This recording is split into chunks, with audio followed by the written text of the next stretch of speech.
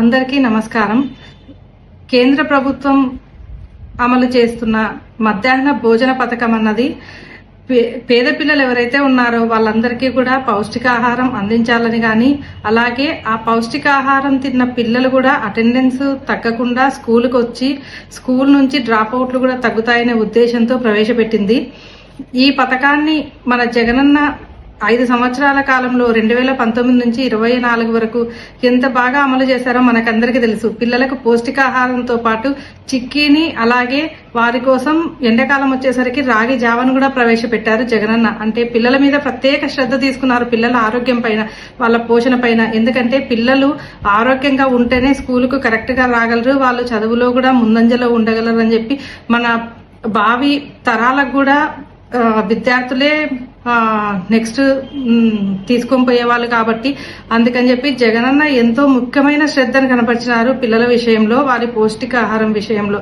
కానీ ఇప్పుడు కూటమి ప్రభుత్వం ఏర్పాటై 9 నెలలు అయింది. కానీ మధ్యాహ్న భోజన పథకం కి ఎలా తూట్లు పొడుస్తున్నారో మనం అందరము తెలుసుకోవచ్చు. ఏమంటే వాళ్ళకి ఇన్ టైంలో వాళ్ళకి చెల్లింపులు జరగడం లేదు. మధ్యాహ్న భోజన పథకానికి తీసుకున్న కాంట్రాక్టర్లు ఎవరైతే ఉన్నారో వారికి సరైన చెల్లింపులు జరగడం లేదు. అలాగే వాళ్ళు ఎప్పటి నుంచో వంట చేసే వాళ్ళు కూడా ఎప్పటి నుంచో అడుగుతున్నారు వాళ్ళకి ఇచ్చే డబ్బులు కూడా పెంచమని. అంటే 1వ తరగతి నుంచి 5వ తరగతి చదివే పిల్లలకు ₹5.80, అలాగే 6వ క్లాస్ నుంచి 10వ క్లాస్ చదివే పిల్లలకు ₹9 వరకు మాత్రమే ఉంది. అంటే ఈ వీటితోనే వాళ్ళు గ్యాస్ కొనాలి, కూరగాయలు కొనాలి, నూనె కొనాలి, నిత్యావసర సరుకులు కొన్ని కొనాల్సి వస్తుంది, అవన్నీ కొనాలి. కానీ మన ప్రభుత్వం ఇచ్చేది ఓన్లీ రైస్, చిక్కీ, గుడ్డుకు మాత్రం ఇస్తుంది ఫ్రీగా. మిగిలినవన్నీ వీళ్ళు ఈ తక్కువ బడ్జెట్ తోనే వీళ్ళంతా కొనాల్సిన పరిస్థితి ఉంది. అందుకే వాళ్ళందరూ ఎప్పటి నుంచో డిమాండ్ చేస్తున్నారు మాకు పెంచాలని చెప్పి. కానీ ఈ ప్రభుత్వం ఆ పెంచకపోగా ఇచ్చే నిధులను కూడా, వాళ్ళకి కేటాయించాల్సిన నిధులను కూడా ఇవ్వకుండా జాప్యం చేయడం వల్ల వాళ్ళు అప్పుల పాలైపోతున్నామని చాలా ఇబ్బంది పడుతున్నారు. వాళ్ళు కిరాణా షాపుల్లో వాళ్ళు అప్పులకు తెచ్చుకొని వాటికి ఆ అప్పులకు కూడా వడ్డీలు కట్టలేకపోతున్నామని చెప్పి వాపోతున్నారు. వాళ్ళందరూ చాలా ఇబ్బంది పడుతున్నారు. ఇలాగైతే మధ్యాహ్న భోజన పథకం కిందకి చాలా ఇబ్బంది పడే ప్రమాదం ఉంది. ఎందుకంటే వాళ్ళు కూడా చేతులు ఎత్తేసారనుకోండి, డబ్బులు రావట్లేదని చెప్పి పిల్లల పోషణ పరిస్థితి ఏమవుతుంది, వాళ్ళకు మధ్యాహ్న భోజనం ఎవరు పెడతారు, అవన్నీ కూడా ఇబ్బందులు వస్తాయి.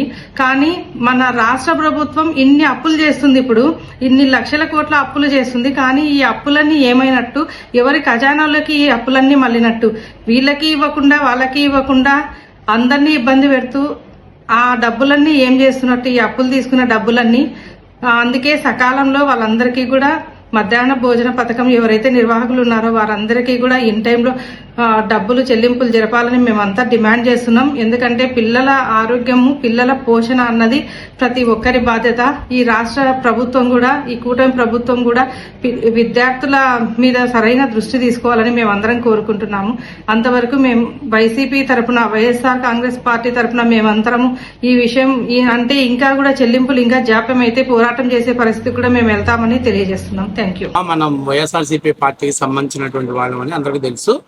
అయితే ఒక చిన్న విషయం తెలుసుకోవాల్సింది ఏంటంటే, రాష్ట్రంలో 2024లో కొత్త ప్రభుత్వం ఏర్పడిన తర్వాత 475 ప్రభుత్వ జూనియర్ కాలేజీలకు కూడా డొక్కా సీతమ్మ మధ్యాహ్న భోజన పథకం కింద వాళ్ళకి నాణ్యమైనటువంటి పౌష్టికాహారాన్ని ఇవ్వాలని నిర్ణయించింది. అంతేకాకుండా గత ప్రభుత్వం దిగిపోతూ బకాయిలు పెట్టినటువంటి చిక్కీల బిల్లు, అలాగే కోడిగుడ్లు బిల్లు దాదాపుగా 173 కోట్ల రూపాయలను కూడా రాష్ట్ర ప్రభుత్వం రిలీజ్ చేసింది. అంటే ఈరోజు మీరు ముఖ్య విషయం గుర్తుపెట్టుకోవాల్సింది ఏంటంటే, ప్రతి అంగన్వాడీ స్కూళ్ళల్లోకి రాష్ట్ర ప్రభుత్వం బియ్యం, పప్పులు, అంటే కందిపప్పు, అలాగే ఆయిల్ ప్యాకెట్స్, ఇవన్నీ కూడా రాష్ట్ర ప్రభుత్వం ప్రొవైడ్ చేస్తుంది. తాజాగా వాళ్ళు ఏదైతే ప్రతి 2 ఏళ్ళకి 3 ఏళ్ళకి వాళ్ళ యొక్క ఎక్స్పెన్సెస్ అనేది పెరుగుతూ ఉంటుంది. సాధారణంగా ఖర్చులు బేసిక్గా పెరుగుతూనే ఉంది. దానికి అనుగుణంగా రాష్ట్ర ప్రభుత్వాలు కూడా నిర్ణయాలు తీసుకొని దాని మీద పెంచాలి అని చెప్పి నిర్ణయించుకుంది. అయితే గత 5 ఏళ్లలో వీటి మీద మెస్ ఛార్జెస్ 2019 దిగిపోయినాటికి తెలుగుదేశం పార్టీ ఇచ్చినటువంటి ₹5.5 5 ఏళ్ళు మన జగన్ ప్రభుత్వం వాళ్ళకి అలాగే కంటిన్యూ చేసింది. కానీ గత 5 ఏళ్ళు మనం మాట్లాడలేదు, మనం మీడియా ముందుకు వచ్చి ప్రశ్నించిన దాఖలాలు లేవు. పెంచుతామని చెప్పి జగన్మోహన్ రెడ్డి చివరికి పోతూ ఆ అంగన్వాడీ వాళ్ళ బిల్లులు కూడా చివరికి ఏదైతే ఈ ఆయాల యొక్క కుకింగ్ ఏజెన్సీస్కి ఉన్నటువంటి బిల్లులు కూడా పెండింగ్ పెట్టిపోతే మీరు కనీసం మాట్లాడలేదు.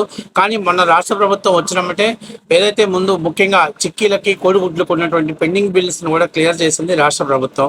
అట్లాగే సో ఇప్పుడు నాణ్యమైనటువంటి భోజనం అందించాలి, మిడ్ డే మీల్స్ని ఇంకా ముందుకు తీసుకెళ్లాలనే ఉద్దేశంతో ప్రభుత్వ జూనియర్ కళాశాలలు ఏర్పాటు చేసినటువంటి వాటిని 475 ప్రభుత్వ కాలేజెస్ను కూడా మిడ్ డే మీల్స్ని పూర్తి స్థాయిలో అమలు చేయాలని చెప్పేసి అది డొక్కా సీతమ్మ మధ్యాహ్న భోజన పథకం కింద పెట్టాలని చెప్పి కూడా రాష్ట్ర ప్రభుత్వం నిర్ణయం తీసుకుంది. ఇక గతంలో ఉన్నటువంటి మెస్ ఛార్జెస్ని పెంచాలి. మీకు ఇంకొక విషయం కూడా తెలుసో తెలియదో, గతంలో అక్షయ పాత్ర అనేటువంటి వాళ్ళ సంస్థ ద్వారా మొత్తం కాంట్రాక్ట్ వాళ్ళకి ఇచ్చేసి ఈ మిడ్ డే మీల్స్ కార్యక్రమాన్ని ముందుకు తీసుకెళ్తుంటే జగన్మోహన్ రెడ్డి ప్రభుత్వం వచ్చినాక మళ్ళీ కుకింగ్ ఏజెన్సీని తీసుకొచ్చేసి కేవలం జగన్మోహన్ రెడ్డి వాళ్ళ వైసీపీ కార్యకర్తలకు వాళ్ళ కోసం అని చెప్పేసి ఈ ఏజెన్సీస్ని తీసుకురావడం జరిగింది. ఫలితంగా చాలా చోట్ల విద్యార్థులకు నాణ్యమైనటువంటి భోజనాన్ని అందించడంలో ప్రభుత్వాలు వైఫల్యం చెందాయి.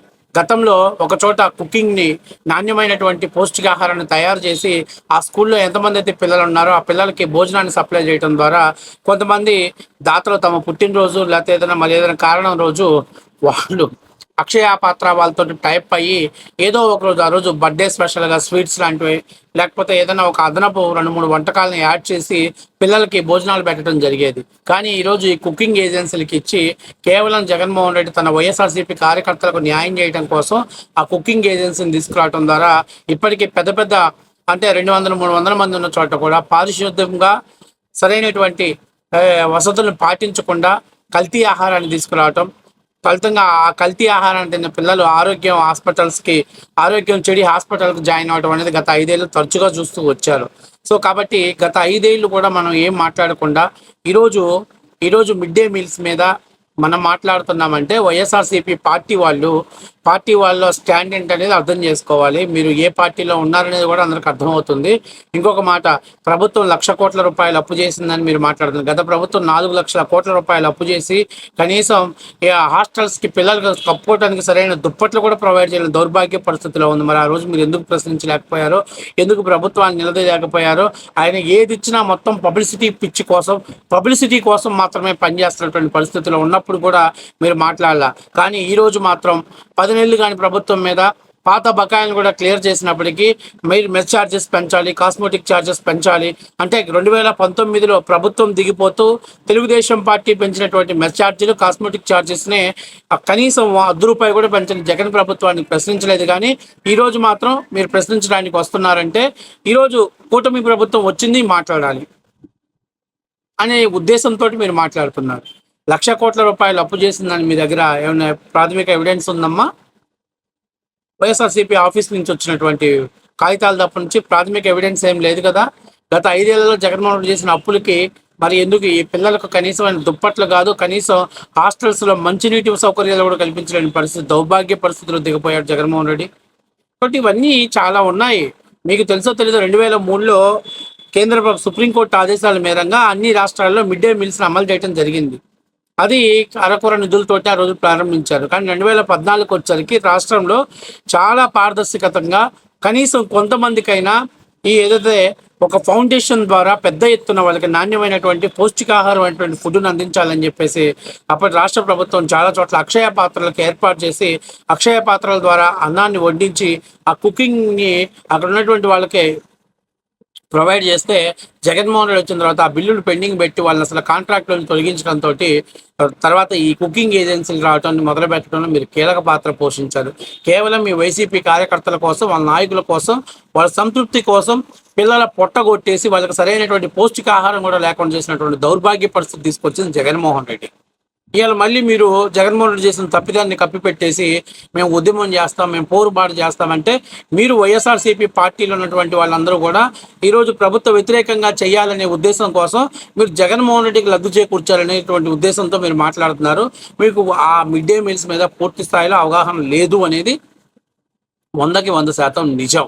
ఇప్పటికైనా మనం తెలుసుకోవాల్సింది ఏంటంటే మిడ్ డే మీల్స్లో గత ప్రభుత్వం 5 ఏళ్లలో కనీసం వంట వండేటువంటి ప్రాంతాలలో ఉన్నటువంటి సౌకర్యాలు కూడా మెరుగుపరచకపోవడంతో చాలా చోట్ల కల్తీ ఆహారాన్ని తిని గత 5 ఏళ్లలో ఎంతమంది విద్యార్థులు హాస్పిటల్స్ పాలయ్యారో, ఎంతమంది విద్యార్థులు చనిపోయారో కనీసం మీ దగ్గర డేటా కూడా లేదు. ఎందుకంటే గత 5 ఏళ్లలో జగన్మోహన్ రెడ్డి అసలు కనీసం పారిశుద్ధ్యమైనటువంటి పనులు మెరుగుపరచడానికి కూడా హాస్టల్స్ లో సరైనటువంటి వసతులు కూడా కేటాయించిన దౌర్భాగ్య పరిస్థితులు జగన్మోహన్ రెడ్డి ప్రభుత్వం పనిచేసింది గత 5 ఏళ్లలో. ఏదనంటే విద్యా దీవెన, వసతి దీవెన మేము ఇస్తున్నామని చెప్పేసి గత ప్రభుత్వాలు ఇచ్చే వాటిని కూడా పేర్లు మార్చేసి ఇస్తున్నామని చెప్పి ప్రజల్ని మోసం చేసి విద్యార్థుల జీవితాలతో చెలగాటమాడింది. అలాగే చిన్న పిల్లలతో కూడా ఆ జగన్ బొమ్మలేసి, జగన్ చెక్కీలు, జగన్ కోడిగుడ్లు అంటూ పబ్లిసిటీ పిచ్చిలో మునిగిపోయింది జగన్మోహన్ రెడ్డి. ఇది వాస్తవ విషయం.